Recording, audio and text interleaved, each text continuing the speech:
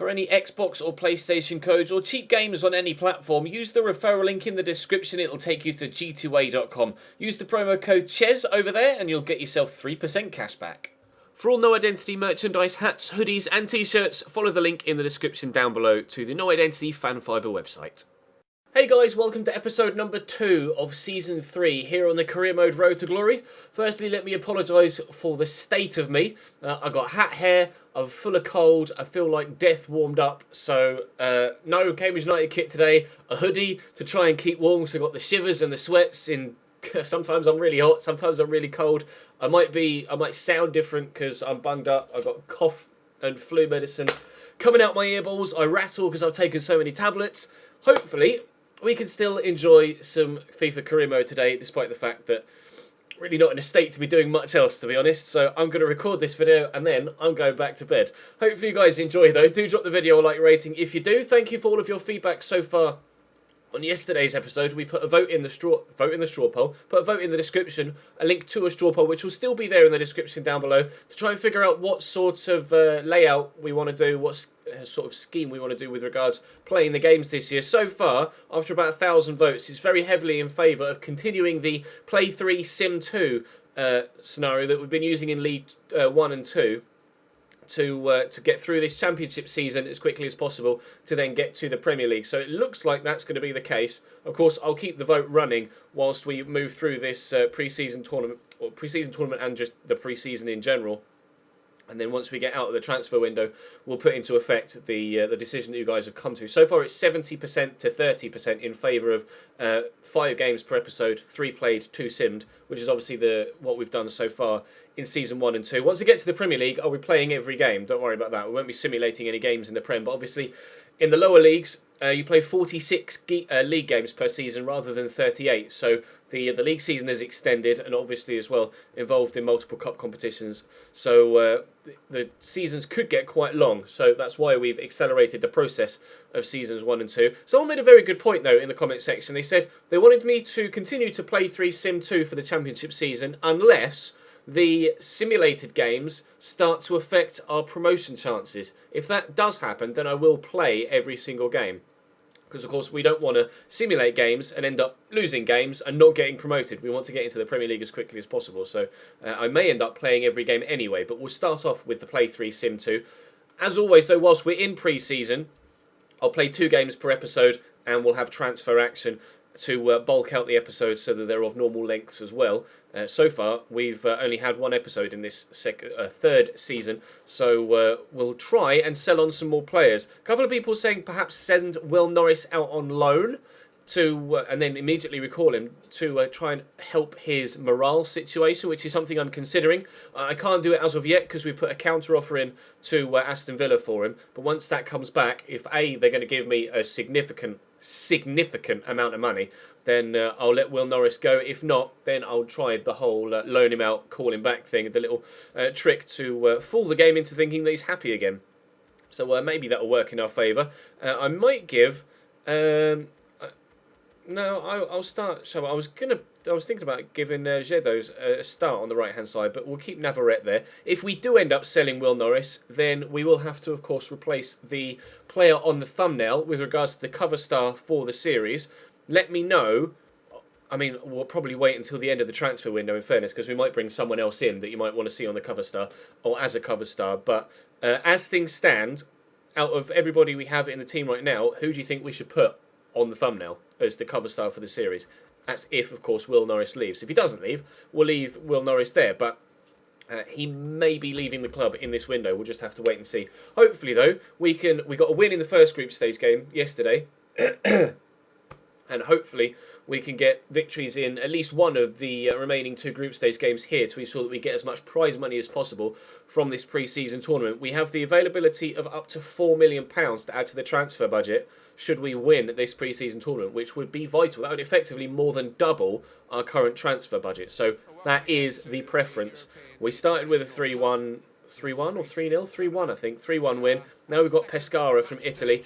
And then we face a side from the Segunda Liga in Spain in the third and final group stage game. So hopefully 3 points and some extra pennies are on the agenda for today's episode. Like I say, drop the video a like if you enjoy. Let me know your thoughts on potential transfers, etc. still in the comment section down below. I think I'm going to spend this evening going through the comments of yesterday's video as you see this, or today's video as I'm recording it on the Tuesday, so I can get a better idea of who you guys think that we should go for in this transfer window.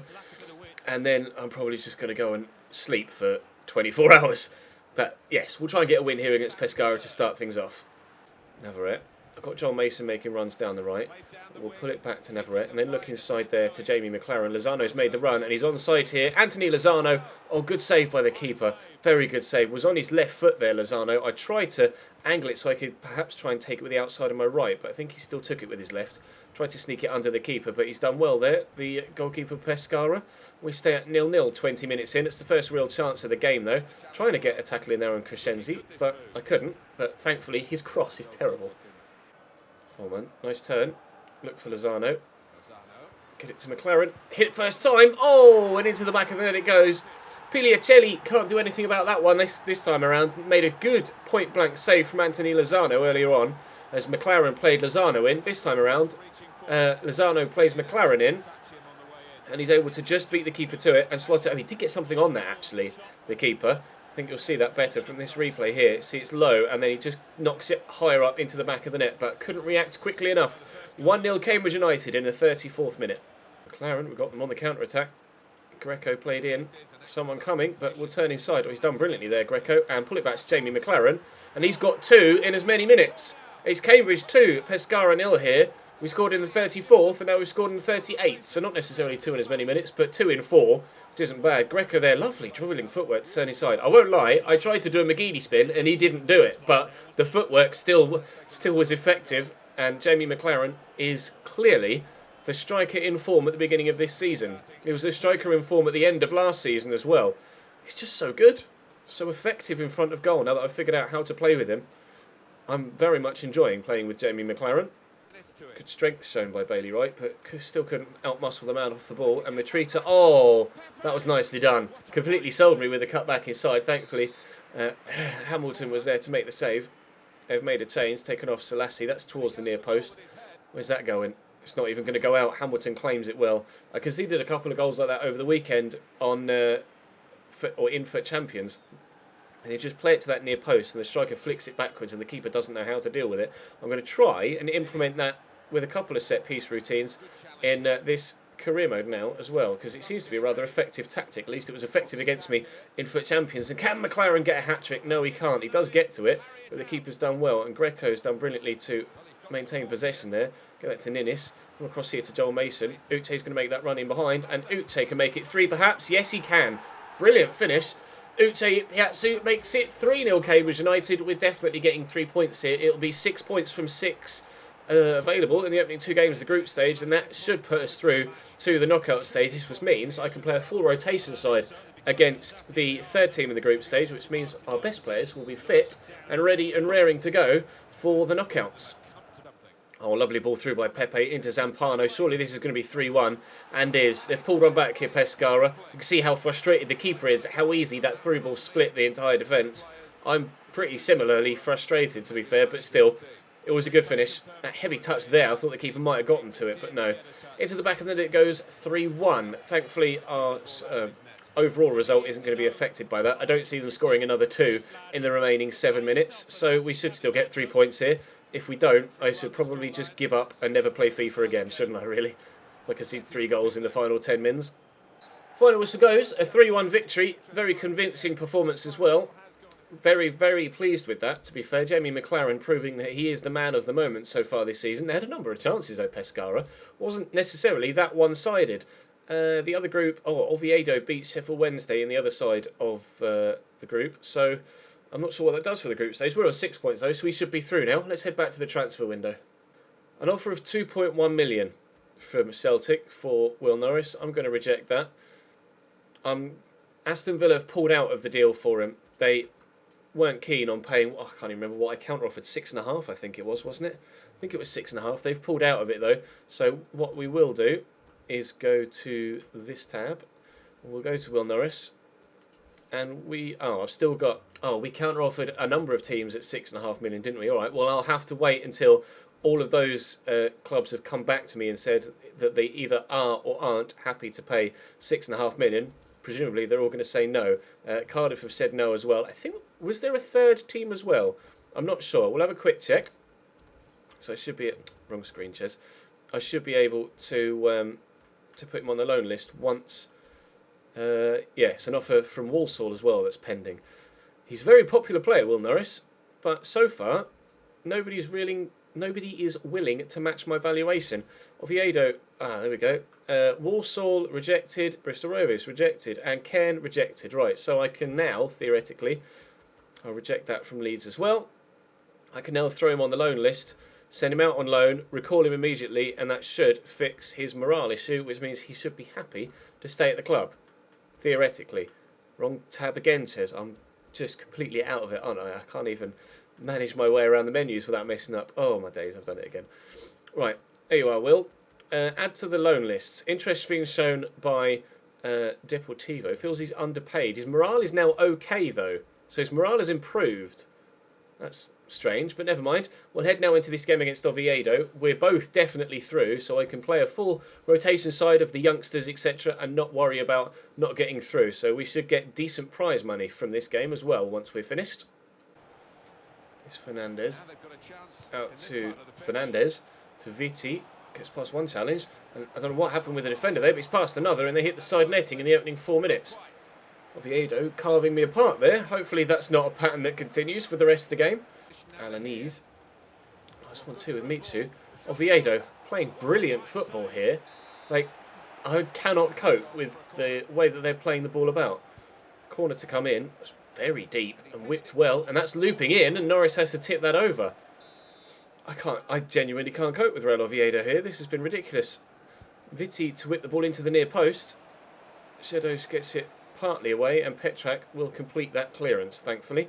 Wiedemont's got some pace as well, but he's also got no space to use that pace to run into. So we'll just keep possession for now. Shadows in there to Ninis, trying to poke that to Uche, and they space around the outside to Petrak. After they nearly scored at one end, we nearly score at the other. Pull it back to a teammate. No, they're going to get it away. Entertaining game here so far. Oviedo, quite my equal in regards the opposition standard. Petrak into Ninis, quickly around the corner. Actually brought down by Jolasor. I looked through there to Zedos, who could put the defender on his back foot. I need an overlapping run, which has now come there from Ninis. Maybe get it back to Zedos, which we've done well, and the shot is well blocked. Drops to Uche. Draws a good save out of Juan Carlos. This has been already the most entertaining game we've played in pre-season, and there were 4 goals in the previous 2. Into Soro. Uche. Poke that to Wiedemont. I'm going to come back to Uche, roll the defender, in there to Ninis, there's Petrak waiting, play that through to Zedos. If this ends in a goal, which is... Oh! I thought that had gone in. Uche! Oh, Juan Carlos with a save. Oh my god, why did Zedos take so long to have that shot? He took an extra couple of paces before pulling the trigger. I thought it had squeezed through, but it was just a camera angle fooling me. I thought it was going to go in the roof of the net, but no. It just went straight up in the air, unfortunately. That's the closest that either side have come to a goal so far in a very evenly contested first half that has me questioning whether these rotation players are actually good enough. Although I suppose a couple of them we are looking to replace, most notably Blair Adams at left back and potentially Josh Coulson at centre back as well. So I'm not too disheartened, and we have been... Alright Uche, you've got 93 strength. Surely you can deal with a defender like that. We should be... Oh, Coulson's actually hurt here and having to leave the field of play. In fact, that's not Coulson, is it? Is that Wiedemont? No, I'm in control of Wiedemont. I don't know who that is. It might be Coulson. No, here's Coulson. I don't know who that is then that's just left the field, but someone's gone off injured.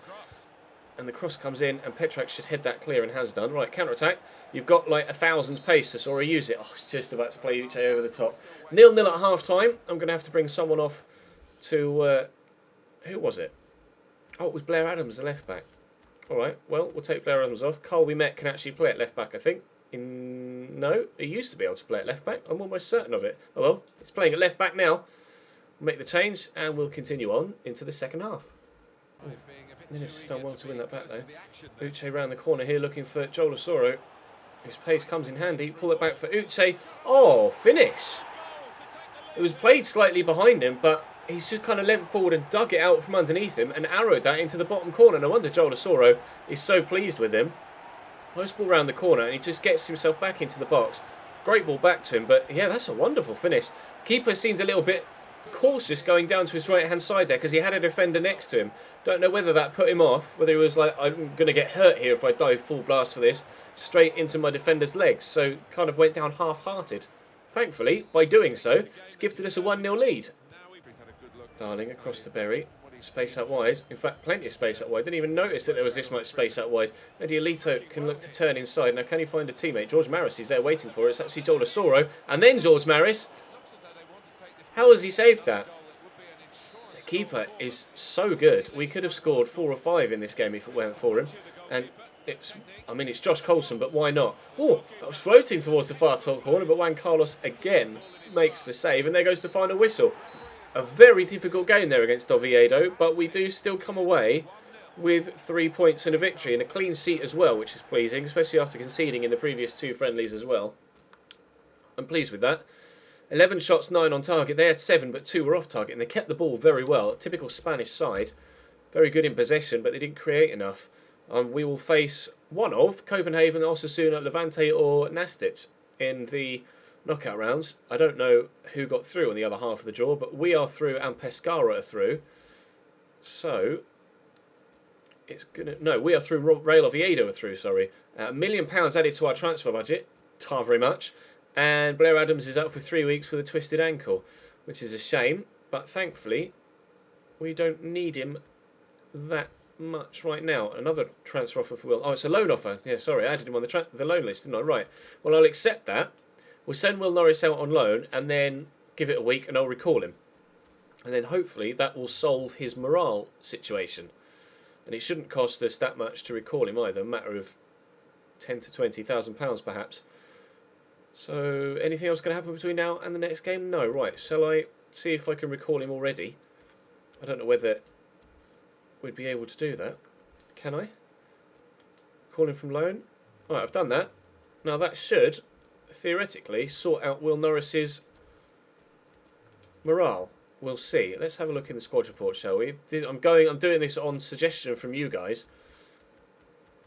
Where are you? William. He's happy again. Fantastic. Thank you for that suggestion. Looks like Will Norris is going to stay. But for now, that's going to bring today's episode to a close. We have boosted our transfer budget now up to 4.6 million, which is brilliant. So we have some money there to play with, and we have players that we're interested in currently on the shortlist. And I will add to this, thanks to, again, your guys' suggestions over the next couple of episodes. I am going to throw a bid in for Gilbert. I am going to do it. I'm just going to offer like... I'm going to offer like 1.7 mil. I have absolutely no idea what he's worth, but I presume he's worth more than 1.7. But we'll just have to wait and see. But for now, that's all for today. I'm going to go and try not to die. Drop the video a like if you enjoyed. Subscribe to the channel too if you haven't already. I will see you tomorrow, where hopefully I'll be feeling a little bit better.